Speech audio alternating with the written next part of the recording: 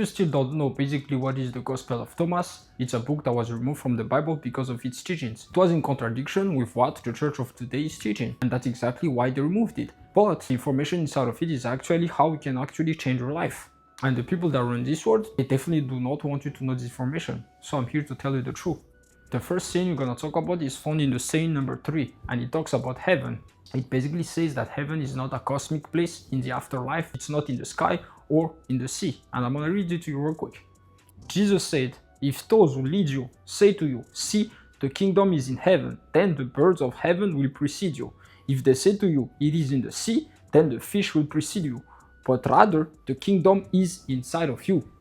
That means you don't need to go anywhere to be in heaven. You just need to go inside of you. So now that you know that heaven is not a place in the sky or in the afterlife, we can talk about like what is really heaven.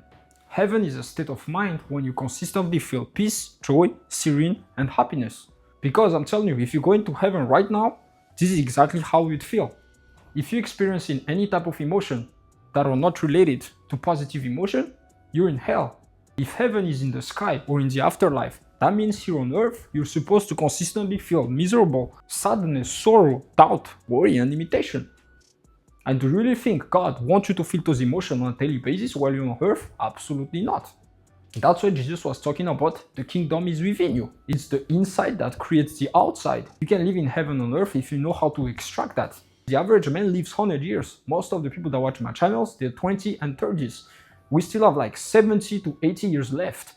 And do you really think God will agree that those are the emotions we need to feel while we're here on earth? Absolutely not. That is exactly why Jesus said heaven is inside of you. Heaven is a state of mind when you consistently feel peace, joy, serene, and happiness. And I want you to talk about one particular thing, which is the word sin. Because a lot of Christian people, they tell you a lot of stuff about sin, but they don't know the real definition of sin. So I'm gonna give you the real definition as well. The word sin comes from the Hebrew word shata, which literally means missing the mark or falling short from the target.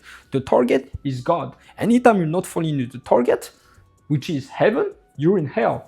Romans 3:23 says, "Y'all have sinned, y'all have fallen short from the glory of God." The glory of God is the center. The center represents heaven. Heaven is a state of mind when you consistently feel peace, joy, serene, and happiness. You're not feeling those emotions, you're falling your target. You're sinning, you're falling short, according to Romans. And I know you didn't expect the definition of sin to be this way. And I have a video called "Lust is not a sin." The real sin is what's behind it. I'll put that in the description, but this is basically the summary of it. For example, I came from a third world country. The reason most people steal is because they're resonating with lack. It's that emotion of lack that's gonna lead them to do the act of stealing. And now they're gonna call it sin.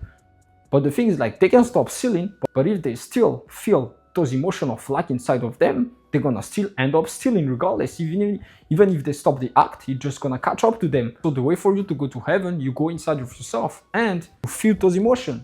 The way you feel those emotions is through your subconscious mind. You gotta understand that your mind has 3 components: the superconscious mind, the subconscious mind, and the conscious mind. When Adam and Eve, they were in the garden, they were in direct contact with God. They were in the superconscious world. But as soon as they ate that apple, that's when they got descended into this third dimensional world, which is the physical world. That's when they got the conscious mind. But God did not separate us from Him forever. He still gave us the subconscious mind as a bridge to reach the superconscious. The subconscious mind is your emotion. You cannot reach the superconscious without going through your subconscious mind, because it runs 90% of your behavior, and its only language is your emotion. That's why when you try to change your life, you take one step and then you feel like there's some like outside force that's stopping you. You do a certain routine and then you struggle with discipline. The reason is because consciously, yes, you want to change, but subconsciously it says otherwise. And the reason for that is you're not feeling those emotions. You need to feel those emotions first in order for you to advance in life. If you consistently feel those emotions and you try to advance from those emotions, all you're gonna get is those emotions as a result, which eventually will lead you nowhere. That's why in the Bible it says, protect your heart because life flows from it. Life flows from it because that's the only language of the subconscious mind. As a man thinks in his heart, so is he.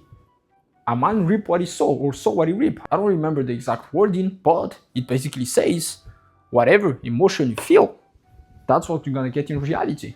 And this is what the Gospel of Thomas saying 3 says about heaven. And I have a whole video about heaven I'll put that in the description as well.